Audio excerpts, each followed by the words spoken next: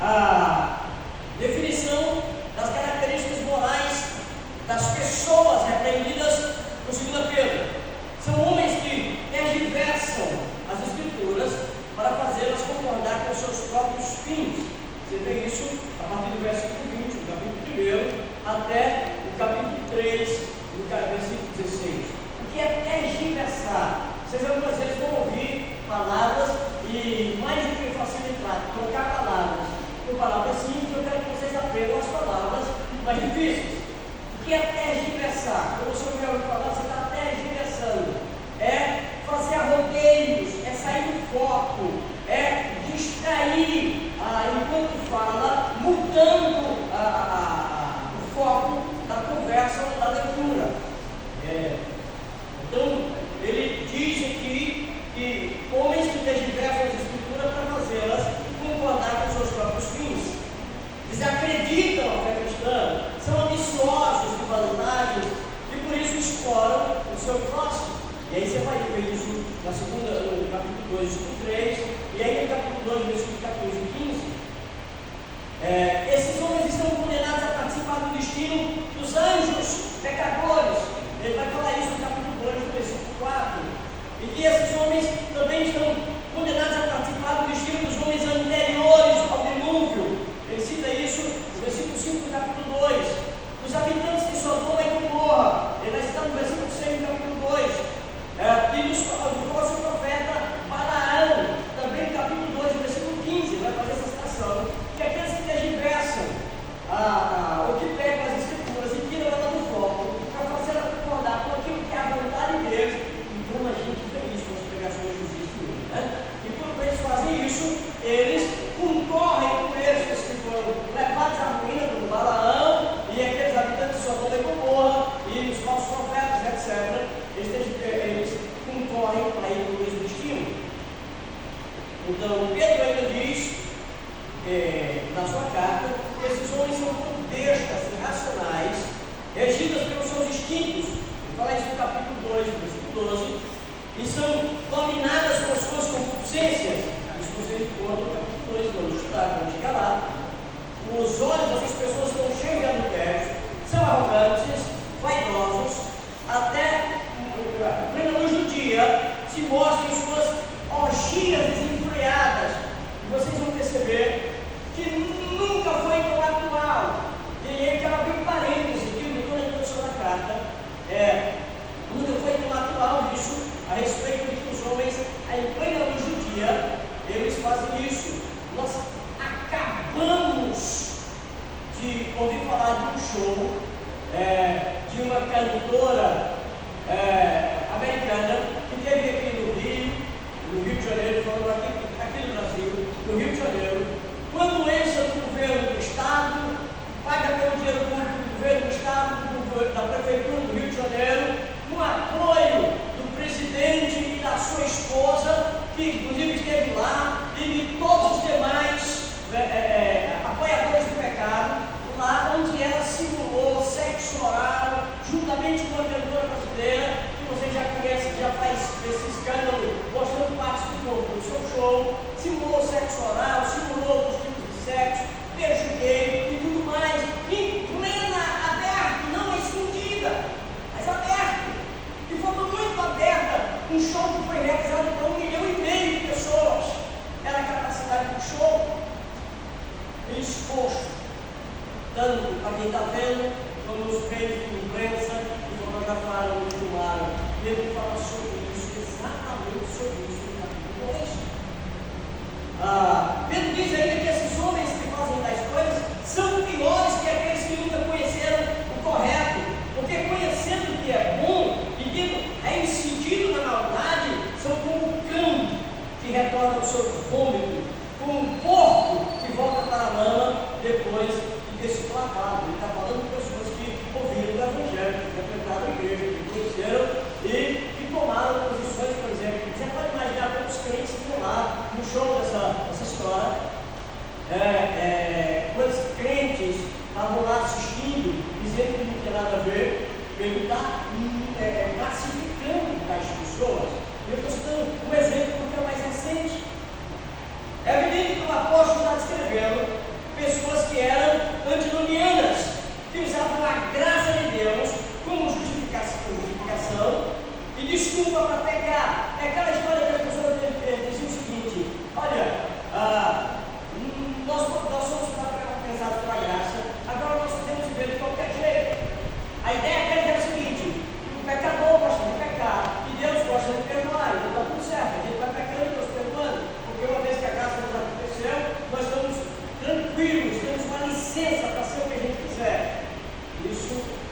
ele vai dizer que o Senhor da desgraça é a porca lavada que voltou a sua lama e o cão que voltou ao seu próprio vômito.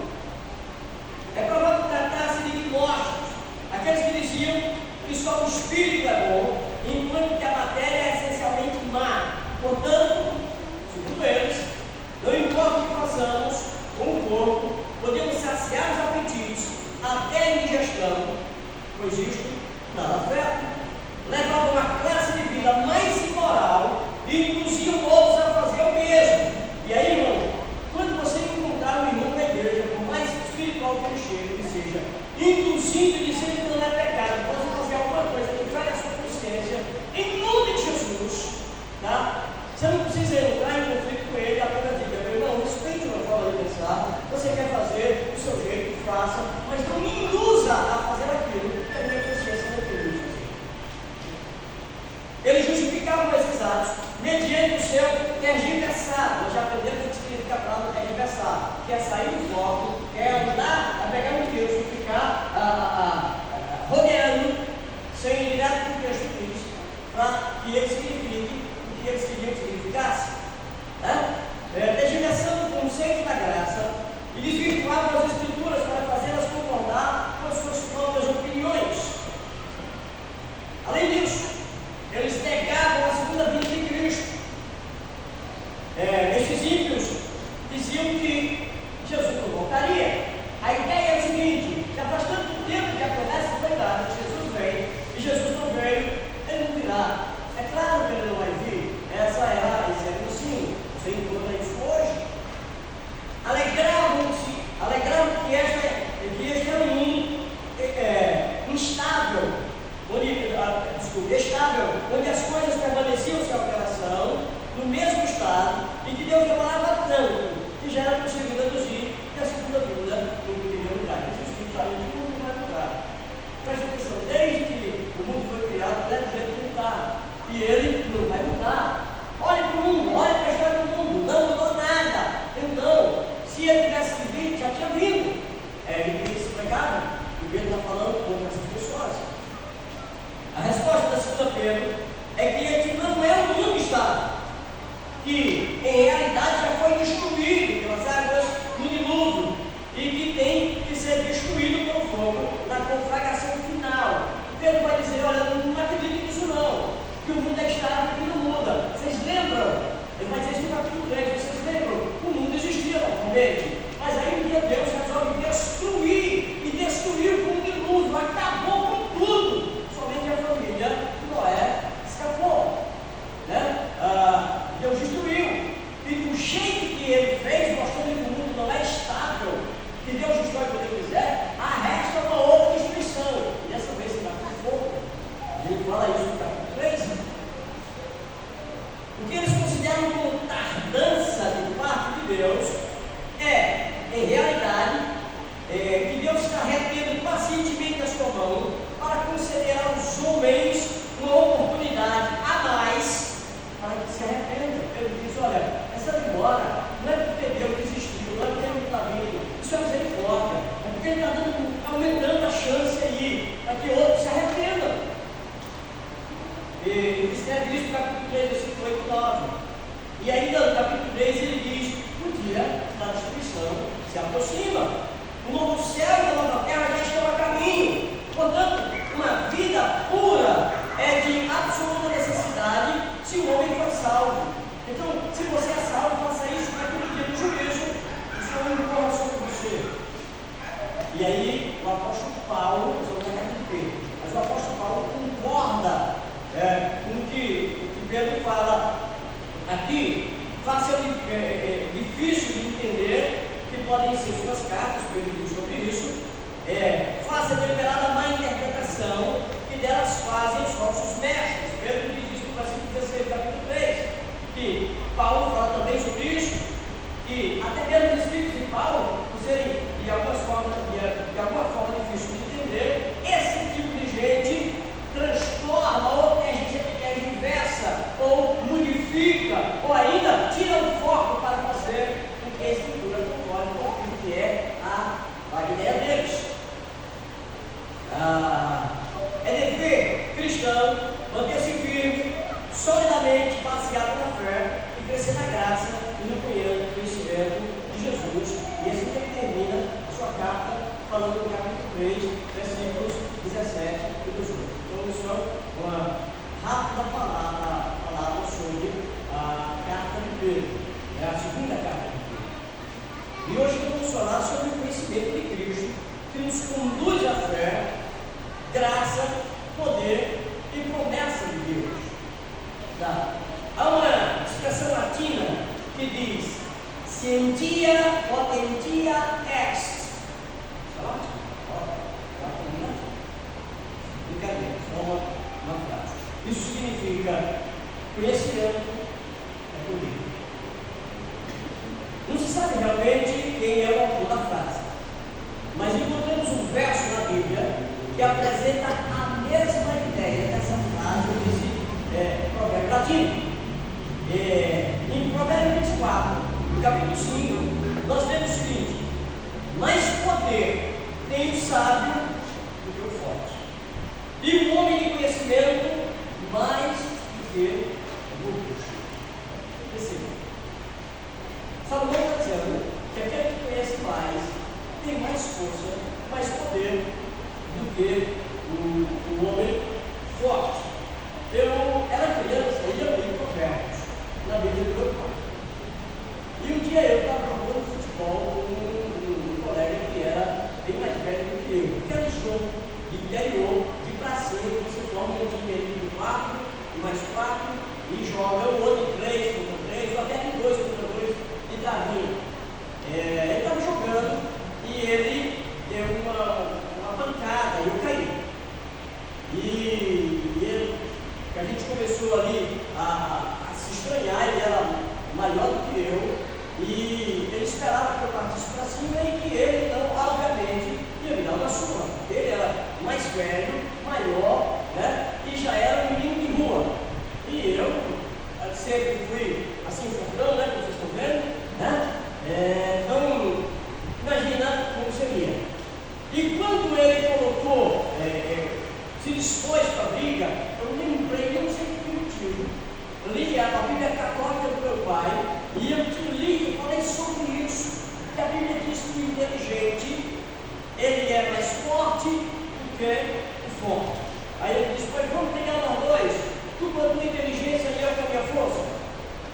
E é claro que se eu fosse fazer isso, eu estava mostrando que quem estava com razão era ele, porque aí a minha inteligência tinha acabado e eu ia brigar com ele. Nós não brigamos, não teve briga, não continuou o jogo de futebol, e só muitos anos depois eu consegui entender o lidar com o provérbio. Mas naquela hora foi útil para mim, ainda que eu era uma criança. Eu comecei a ler a Bíblia lá na estante do meu pai, que eu achei interessante. Fui abrir, estava ele no meu pai, comecei a ler e achei que o livro de Provérbios me contava porque dizia outras coisas. Quando meu pai me viu ler, ele me incentivou para que eu continuasse lendo. Mas eu só via livro de Provérbios, porque só tinha uns ditados legais lá, que eu achava assim, como dizia na nossa época, massa, né? Aquele ditado lá, aquelas coisas que tinha na Provérbios. Bom, enfim, o sábio é mais forte do que o musculoso. Em suma, ao longo da história, tem se defendido que por meio da educação, da busca pelo conhecimento, é possível transformar a nossa vida e a vida da sociedade. Eu acho que vocês todos já viram o seguinte: olha, você quer transformar uma sociedade, você aplique recursos, né, na educação.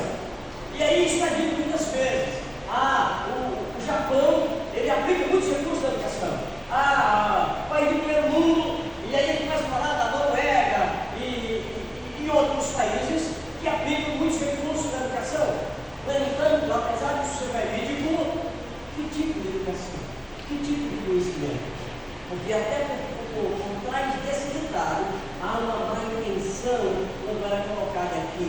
Não porque eles estão querendo recursos para que as pessoas se tornem mais educadas, mas eles querem recursos para ensinar aquilo que deixa o homem mais tolo. Tá?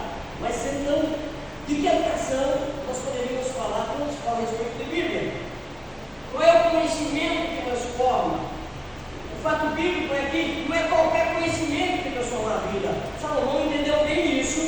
E quando ele teve a oportunidade diante de Deus, que Deus perguntou o que ele queria, ele preferiu sabedoria ao invés de dinheiro. Vocês lembram?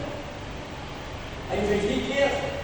E foi ele que escreveu o Provérbio 9:10, que diz que o temor do Senhor é o princípio da sabedoria.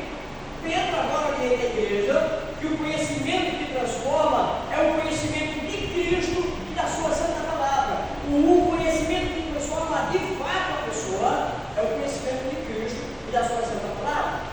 E nessa carta, Pedro está disposto a investir na vida dos seus leitores, dando-lhe estas palavras finais: conheçam a Cristo, cresçam nesse conhecimento, pois esse conhecimento de Cristo produz 4 elementos indispensáveis à vida. Quais são esses 4 elementos? Primeiro, conhecimento de Cristo produz fé. Versículo 1, ele diz o seguinte: Simão Pedro, servo e apóstolo de Jesus Cristo, aos que conosco obtiveram fé, igualmente preciosa da justiça do nosso Deus e Salvador Jesus Cristo. Olha para vocês, quem está falando? O apóstolo Pedro. Daqui a pouco a gente fala sobre o nome que ele se apresenta, Simão Pedro. E o título que ele dá a si mesmo: primeiro, ele dá um título de servo, depois ele dá um título de apóstolo. Mas aí, o que seria a comunicação dele? Ele diz que essa carta está sendo enviada aos que conosco obtiveram fé igualmente preciosa na justiça do nosso Deus e Salvador Jesus Cristo. Percebam o peso do que ele está dizendo. Pedro está dizendo que ele era apóstolo, que ele era servo, que ele andou com Jesus, que ele teve experiências, que ele viu a crucificação, que ele andou sobre as águas, que ele foi repreendido, que ele testemunhou milagres e milagres, que Deus deu uma fé a ele enorme, mas que a sua fé e a minha fé é igual. Fé que obtiveram fé igualmente preciosa. Perceba, ele está dizendo que a sua fé e a minha fé têm a mesma preciosidade e tem a mesma honra da fé que ele recebeu. O que ele está dizendo é que a nossa fé não é diferente da fé dos demais apóstolos. E isso, para nós, é uma coisa maravilhosa, porque isso nos diz que, em termos de fé, nós somos inferiores aos outros, porque Deus não faz distinção em relação àqueles que ele de fato salva. É a mesma fé.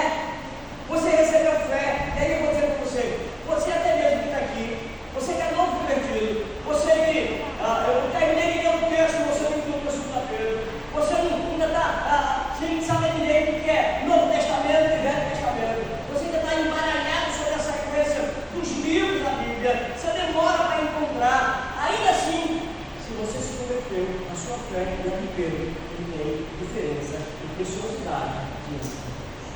Não tem diferença nenhuma diante de Deus. É isso que Pedro está dizendo. E isso, por si só, já é motivo para eu estar muito alegre, saber que a minha fé é igual a de Pedro.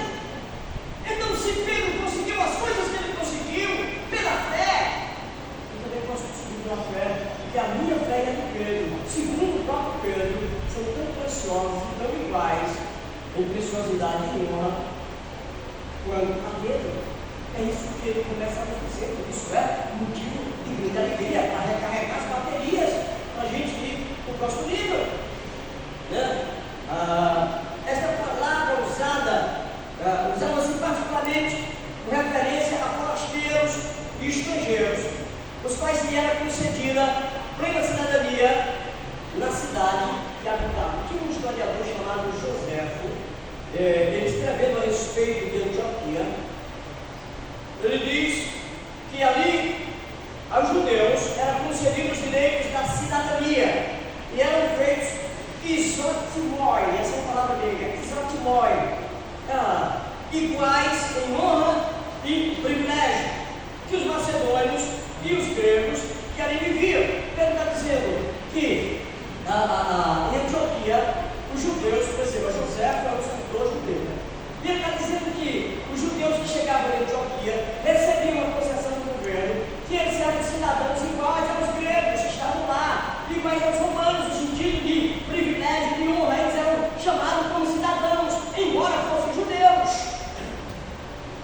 De maneira que Pedro está dirigindo sua carta àqueles que tinham sido gentios desprezados, mas agora possuíam iguais direitos que os judeus e até que os próprios apóstolos na cidade e no reino de Deus. O que Pedro está dizendo com isso? Ele não usa essa palavra isotimoi. Ele está dizendo o seguinte: vocês estão recebendo os mesmos privilégios que os judeus convertidos, que os apóstolos de Cristo, que os seguidores de Cristo, aqueles que morreram para salvar a fé, a resguardar a fé. Desculpa, ele está dizendo.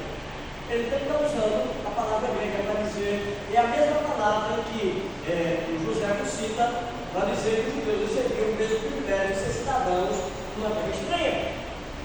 E nós recebemos o mesmo privilégio dos apóstolos na cidade celestial. É isso que ele começa dizendo para esse povo.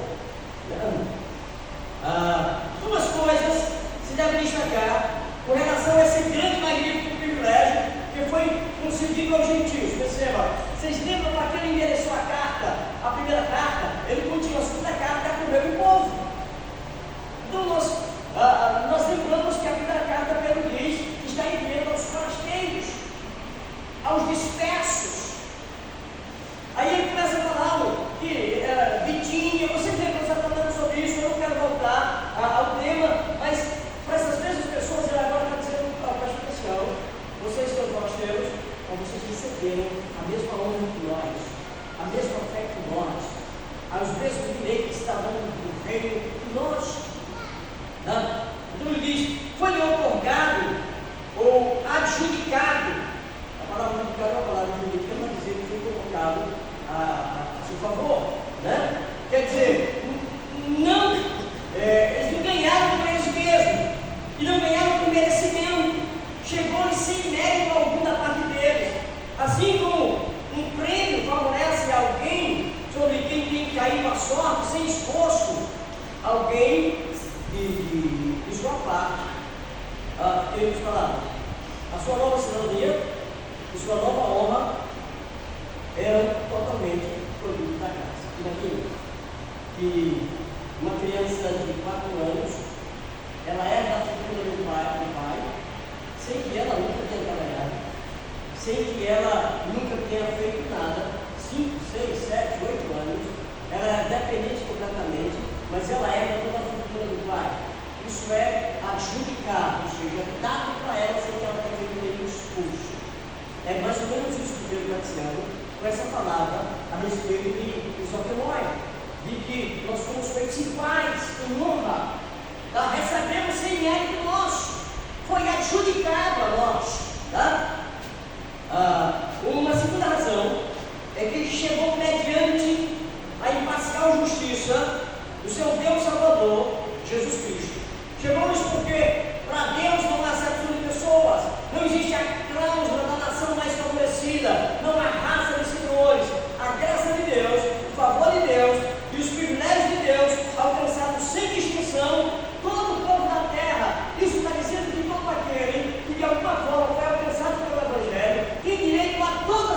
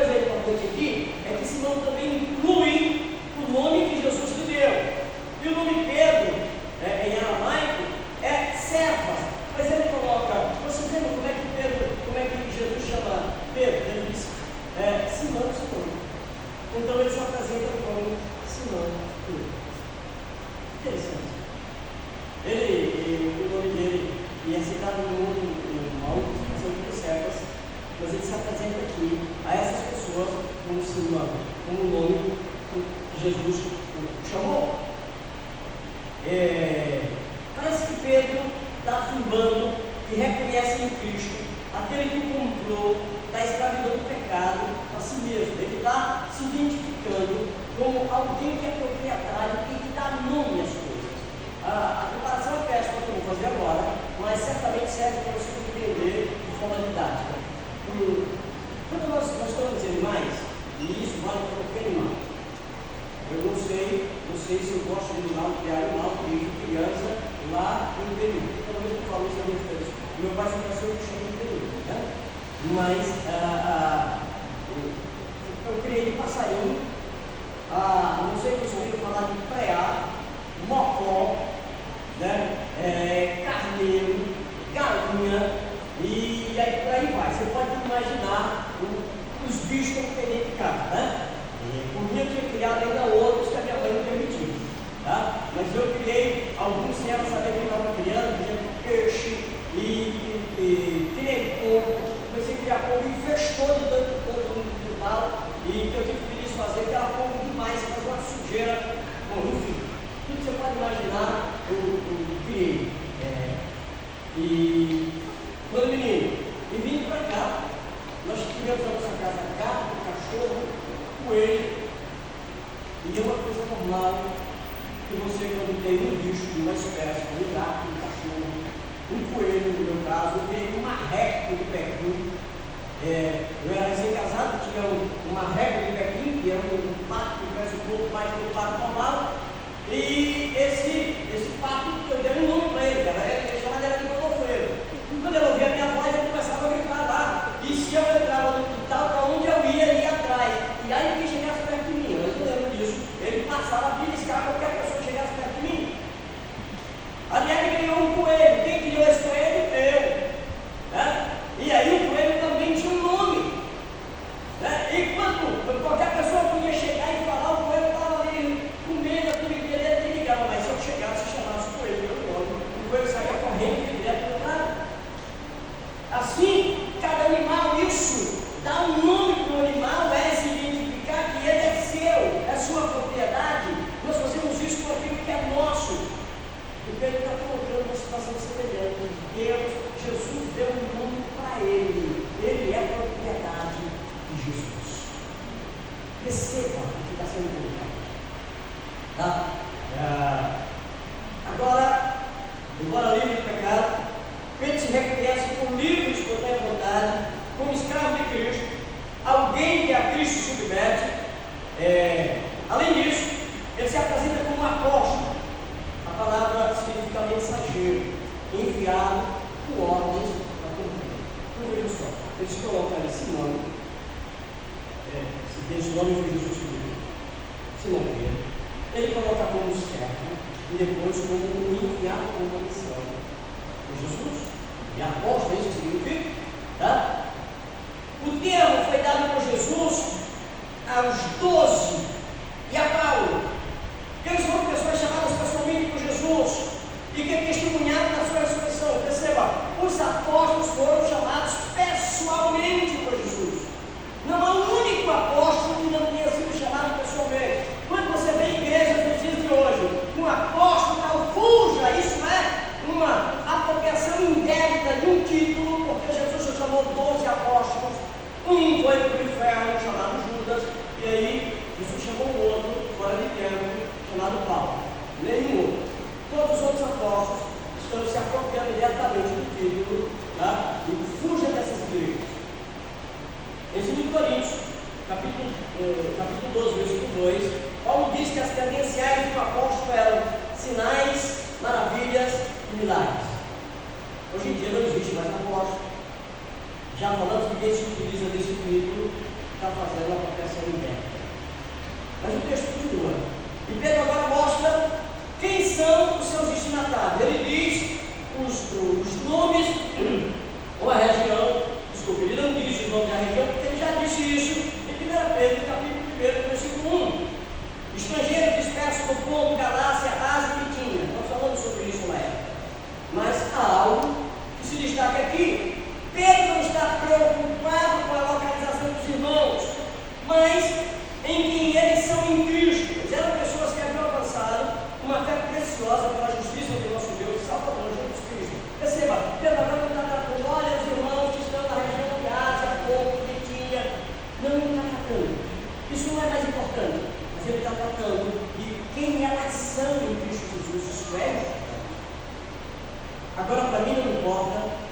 Para você não importa se você mora no Novo, se você mora na Maraconga, se você mora na Biota, se você mora no Maranguape, se você mora em Maracanãú, isso não importa. Não importa onde você mora, mas importa quem você é. É disso que vai para frente. Agora, independente do lugar que você mora, você precisa entender sobre quem você é. Observe as frases. Quem é Cristo? Observe a frase. Pedro afirma que a fé é um presente de Deus. Veja só. Simão Pedro, servo e apóstolo de Jesus Cristo, aos que conosco obtiveram fé igualmente preciosa na justiça do nosso Deus e Salvador, Jesus Cristo. Em Efésios capítulo 2, versículo 8 e 9, Paulo também disse, versículo 8, Efésios 2:8, porque pela graça sois salvos mediante a fé, e isso não vem de vós, é doutrina, em outras palavras, né? Presente. Versículo 9, não de obras, para que ninguém se glorie. Perceba, a fé nos foi dada por presente, por dom. Ontem falamos um pouco com os jovens sobre isso, sobre a questão da graça, sobre como ela nos é dada.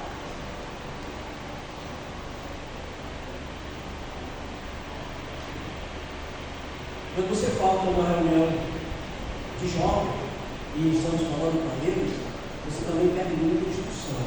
Está sendo dado para os jovens sobre os 5 pontos do calvinismo e onde nós tratamos da graça e nem cumprimos.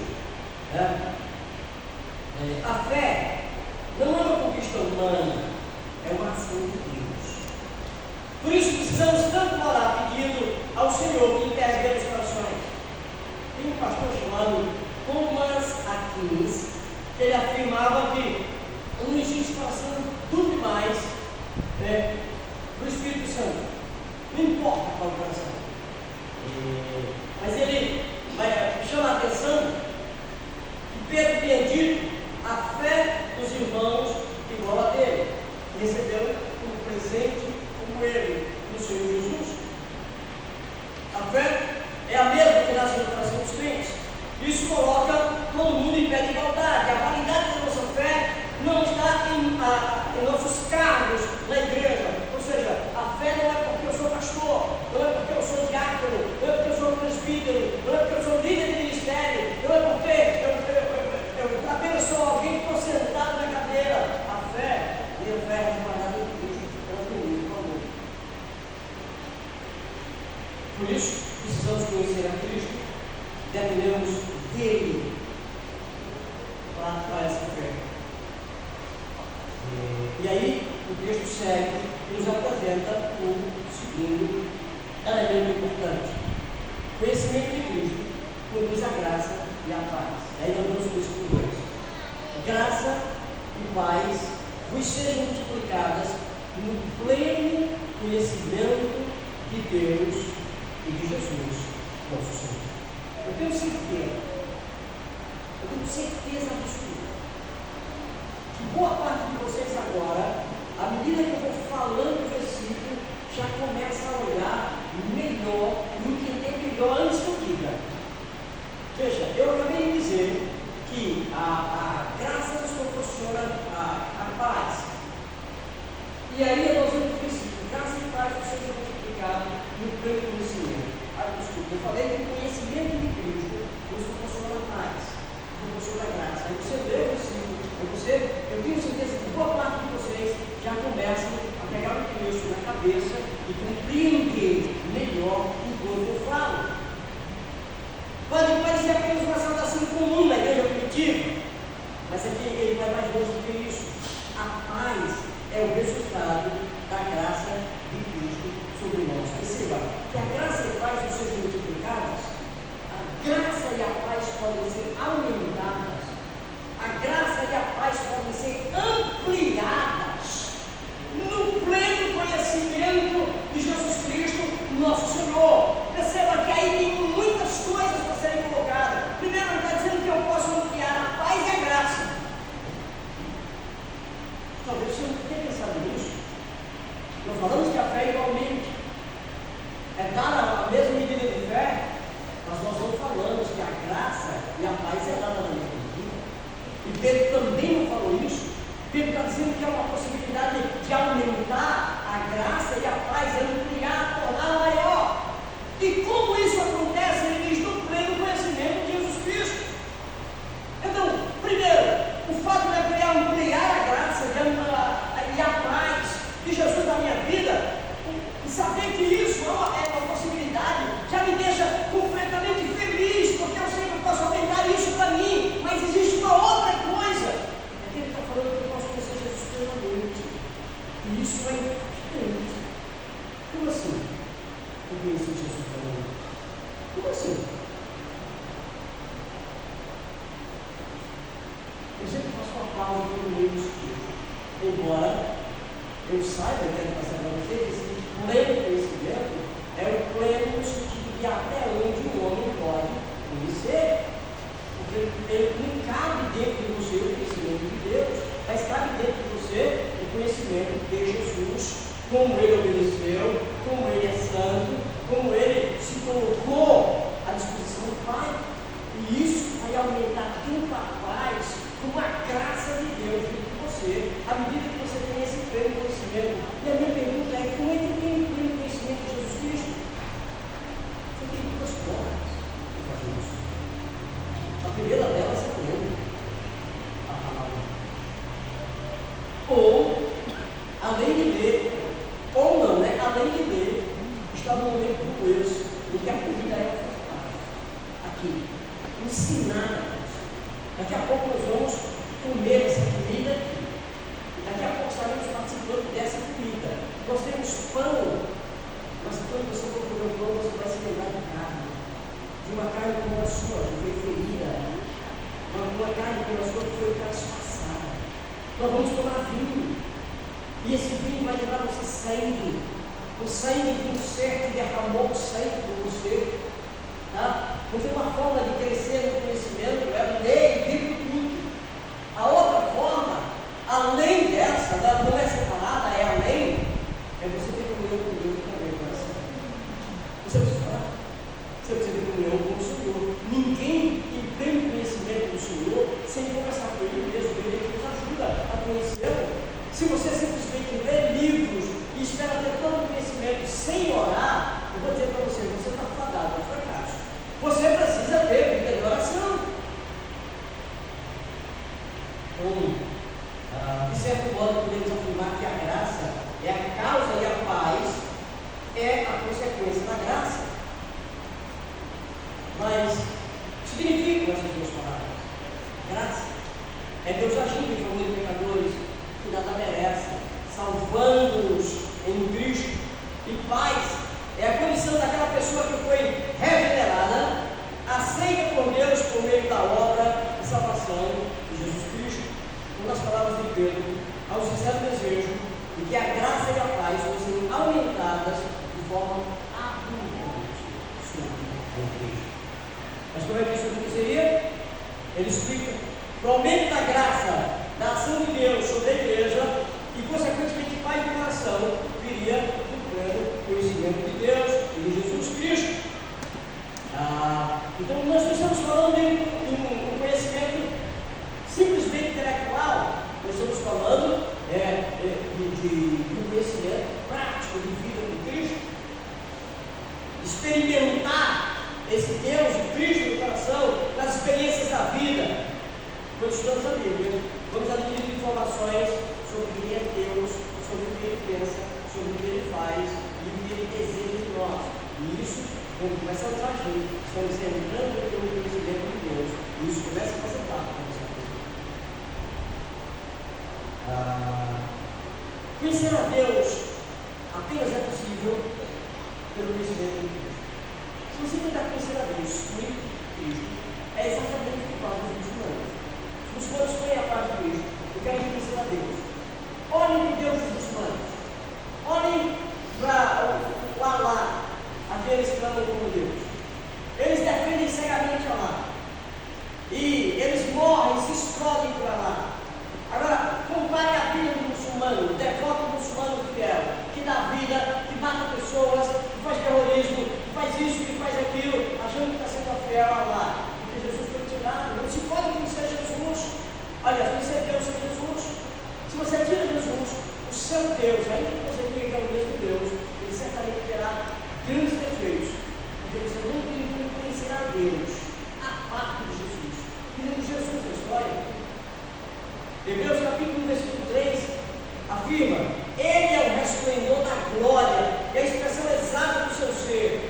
sustentando todas as coisas pela palavra do seu poder, depois de ter feito a purificação dos pecados, assentou-se à direita da majestade nas alturas. Em outras palavras, eu não preciso de outras revelações, eu preciso da revelação de Jesus, que está na Bíblia. E como disse João, no 14, versículo 6, ele é o caminho, ele é a verdade e a vida. Ele disse: ninguém vem ao Pai, senão por mim. De novo, não tem como chegar a Deus, se não for através de Jesus. É possível, não é? Conhecimento de Cristo conduz ao futuro.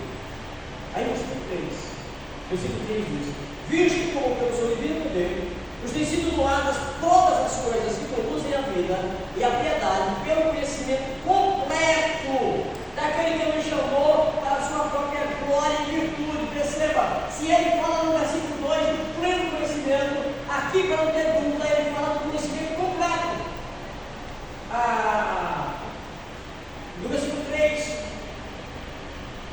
Pedro continua mostrando que o poder de Deus já nos deu todas as coisas. O poder de Deus é suficiente para nós. Eu não preciso pleitear nenhum outro poder. O de Deus é suficiente para a minha vida, para a minha subsistência, para a criação dos meus filhos, dos meus netos, para a pregação da palavra. Um monte de gente correndo atrás de um determinado poder. A fé e a graça multiplicada sobre a vida nossa, nós teremos todo o poder que precisamos para enfrentar qualquer tipo de situação. É isso que Pedro está dizendo. Nós vamos fazemos. Nós estamos atrás de outros poderes. Não temos carências quando experimentamos o poder de Deus em nossas vidas. O poder de Deus nos deu tudo que necessitamos para viver uma vida que agrada a Ele. Como é que eu faço para agradar a Deus? Eu leio a Bíblia, aprendo sobre isso e faço tudo. Como é que eu faço para ter o poder de Deus sobre a minha vida? Eu leio a Bíblia, aprendo sobre Ele e faço isso. Como é que eu faço para ter o poder de Deus se manifeste sobre mim? As pessoas gostam de dizer assim: vai ter tudo de poder. Por quê? Porque a pessoa diz: no íntimo, ou indiretamente, ele está dizendo: eu não preciso ler a Bíblia, eu não preciso orar, eu não preciso jejuar, eu não preciso buscar, eu vou lá, o pastor vai colocar a mão sobre mim, o poder vai descer sobre mim. Que poder é esse? Ninguém poder. Tem um monte de distorção emocional. A Bíblia não ensina isso. A Bíblia ensina vida com Jesus, andar com Jesus, amar Jesus, seguir Jesus, servir Jesus. É isso que a Bíblia fala, é o poder de Deus. Então isso pode ser manifesto na sua vida. E não as pessoas sofrendo batalha. Mas, põe a mão no cima de mim que parece uma descarga santa. Por quê?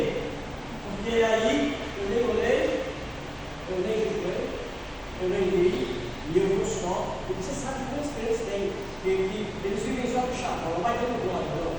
Joga a cadeira para cima, ou sapatinho de fogo. Eita, marreta de Deus, eita, menina, é hoje. É o manto santo que está descendo aqui, olha o mundo de branco, eita glória. E os outros vão lá na emoção, daquilo que isso tem muito de uma vida sem transformação. Porque o que transforma não é o que você diz, é o que Deus diz. Quando conhecemos Cristo, todas as nossas carências e necessidades para a vida espiritual. Você viu Paulo dizer numa outra carta que ele diz o seguinte: olha, eu vou você ter tudo. Você viver faltando tudo e sem viver porque está com muita abundância. Eu sei, isso porque não muda nada, eu continuo mesmo crente. O poder de Deus, sabe o que foi sobre mim? Na fraqueza. É isso que Paulo está dizendo. Deus nos salvou do pecado, nós vivemos uma vida santa. Há um propósito da salvação que Deus nos otorgou em Cristo, mas depois de salvos, não ficamos como crianças desamparadas. Deus não nos abandona. Deus nos deu o seu poder para que tenhamos condição de realizar a sua vontade e viver uma vida santa. Eu vou encurtar um pouco aqui. A pregação está ficando grande, então fala assim.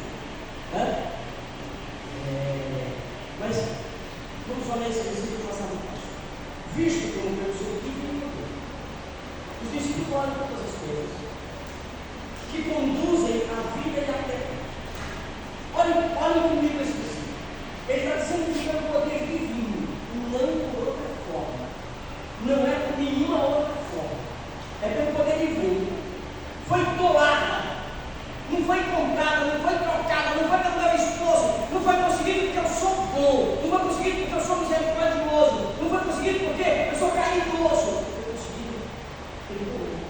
Então ele diz, todas as coisas que produzem a vida e a piedade. Gente, piedade não é uma coisa que você adquire simplesmente que se participa do grupo. Não é que você está simplesmente que se participa do grupo. Não é que você adquire simplesmente porque você não é um livro. Não é porque você aprendeu pela pregação que você teve. Piedade é uma vida. A vida de piedade é uma vida de alguém que tem amor nas coisas de Deus. Tá? Ele diz, e pelo conhecimento completo daquele que me chamou com a sua própria glória e virtude. Chamou para a glória e virtude. Chamou para a sua própria glória. Jesus Cristo nos convida para participar da glória dele. Não tinha problema quando eu cantava aquele livro e dizia, uma parte na glória de Deus. Eu achava que isso era absurdo, você desejava a glória de Deus. Até Pedro dizendo que ele nos doou poder em todas as coisas que produzem a piedade, pelo conhecimento completo daquele que nos chamou para a sua própria glória. Foi ele que nos chamou para participar desse glória. E aí fica mais tranquilo, né? Eu pergunto para vocês que Pedro tem sido alguém que tem ensinado muito. Enfim, o último elemento, conhecimento de Deus, nos conduz às suas promessas, pelas quais nos têm sido doadas as suas preciosas e brilhantes promessas, para que por elas nos torneis co-participante da natureza divina, livrando-nos da corrupção, das paixões que há no mundo. Meu Deus, olha o que Pedro, se eu estava achando o versículo 1 grande, o versículo 2 foi maior ainda, que fala do pleno conhecimento. O versículo 3 ainda esticou mais, me levou para participar da glória e do conhecimento completo. Sabe o que o quarto está dizendo? Que você é co-participante da natureza. Gente, isso é esticar demais. Perceba o tamanho que ele esticou a baladeira, como a gente diz no ditado. Ele me colocou num lugar que eu fico com vergonha de dizer que eu vou participar da natureza com vergonha por causa da minha pecaminosidade. E glorificando a Ele por causa da bondade, da graça, da misericórdia, do amor infinito, da benignidade que me ama um homem como eu, e uma pessoa como você, que estava mergulhada no pecado, e Ele tinha isso. E coloca para participar da natureza dele. Você não entende isso? A pessoa da gente, ao ler isso, cai no joelho, ou com o rosto no chão. Mas a gente não consegue mais parar de chorar pelo soluçar. Como é que alguém pode amar uma outra pessoa tão ruim como sou eu? E Deus me amar você. Tudo que nós fizemos na nossa vida foi machucar o nome de Deus, foi ser falso, mentiroso, traidor, ambicioso. E aí ele fala nesse versículo sobre paixões carnais. E aqui, eu não vou entrar em todos os detalhes, mas aqui ele vai falar a respeito da cobiça. Sabe o que é a cobiça? É um desejo de autossatisfação. Não importa a quem você está atingindo. Olha para mim. É isso que acontece com o pedófilo. Ele estupra a criança, não importa se ela está sofrendo. Ele tem desejo de satisfação. Ele estupra a mulher, ele não quer saber se o que está acontecendo com ela. É um desejo de autossatisfação. Eu dei todos os exemplos, por exemplo, eu dei da senda, por exemplo, de cobiça. Quando as pessoas, por exemplo, não importa se o outro está passando mal, ele bota para fora da casa, que a pessoa não tem condição de pagar o aluguel, ele bota no meio da rua, ele olha e ignora alguém que está na chuva, ele vai lá para o Rio Grande do Sul e diz que está torcendo com quem? No internacional, vendo o povo morrendo afogado naquela situação. É dessa cobiça que Deus está tocando. Não importa a vida dos outros, não importa a sua autossatisfação. Sabe, ele está crescendo aqui na linha. Como Deus pode amar pessoas como eu e como você. Você vai falar assim, participando da natureza. Como Cristo pode amar, não Pedro, Cristo pode nos amar de tal forma, colocar ser participando da natureza. Pessoas como nós, não vivem das nossas paixões, como eu e como você. E você sabe o que você fez, e você sabe o que você pensou, e você sabe o que você agiu, e você sabe como você subtraiu situações, como você pegou um atalho errado para chegar numa posição que você queria, para tirar uma nota melhor, para ser melhor classificado, para ser melhor visto, para que as pessoas pensassem mentiras que você disse, para ganhar determinadas posições situações. Deus está dizendo nesse texto que com a gente dessa situação. Jesus foi com a gente nessa situação. Ele nos amou. Então, está nos revelando, participando da sua própria vida. Duvido que você consiga viver hoje se você não viver mais. Duvido que você consiga viver hoje sem que antes você derrame umas lágrimas de gratidão a Jesus. Duvido que você consiga viver hoje sem que você dobre o joelho e dizer: eu não posso. Foi isso que Pedro disse: Senhor, afasta de mim da sua aqui. Foi isso que Pedro disse: Senhor, essa situação não vai lavar os pés. Eu não tenho que lavar os pés. Pedro foi entendendo ao longo da história o processo da indignidade que ele merecia. Quando eu vejo muitos crentes trazendo para si a glória, e se achando o máximo, e se achando que ele é algo que ele não é. Eles nunca entenderam sobre o pleno conhecimento de Deus, do completo conhecimento de Jesus Cristo, sobre a participação na glória de Deus, e mais ainda, sobre participar da natureza de Jesus. Você vai fazer com isso hoje?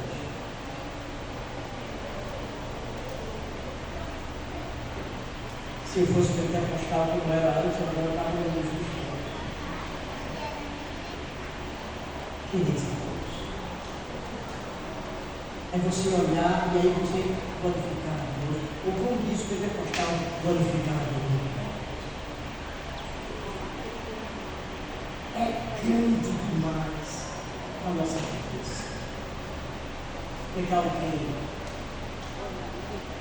com susto, tão difícil, tão pecador, salvar, louvar, amar, adotar e tornar parceiro da própria natureza de Deus. Se fizermos isso,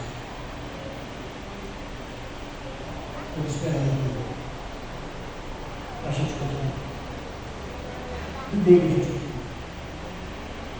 Domingo, se você entender a pregação, desejando mais. E fome. Se você entendeu a pregação, você vai se esforçar. Quinta-feira, terça-feira eu estou viajando para Minas, mas na quinta já estou fora. Nesses dias eu vou estar fora, trabalho, mas eu vou estar de volta na quinta-feira. Você vai fazer esse período, essa semana, de hoje até o próximo dia. Você vai fazer na terça-feira que tem reunião de oração. Você vai fazer na quinta-feira que tem tudo que eu fiz aqui. Você vai fazer no domingo de manhã que tem escola bíblica. Você vai fazer o meu para Deus. Depois disso.